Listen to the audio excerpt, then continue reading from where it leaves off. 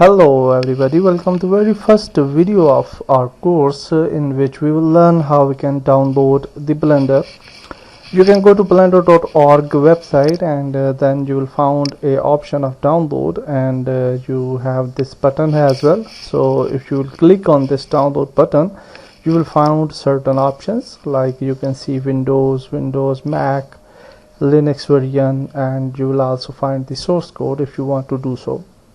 In our case we are on Windows, so we can just select the Windows option and you can download the Blender 2.9 3.5 version is current version. I already have installed the Blender, so the downloading of Blender is totally free because it's a open source software and you can download it without any bounds.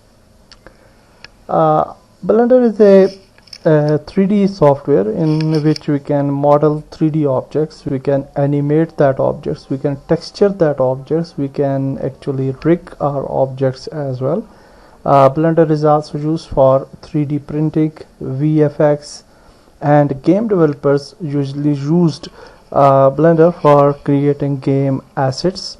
So definitely our focus in this course is to create game assets for Unity game engine, and we are going to use Blender and we are going to learn Blender in depth. So you will find a lot of articles and a lot of details here on the Blender website, and you should explore that before moving further. In support section of Blender you will find community support, tutorials and documentations, and also you can report a bug if you have any in your software, and FAQs are also there, so you can explore the FAQ section and you will find usually asked questions related to Blender.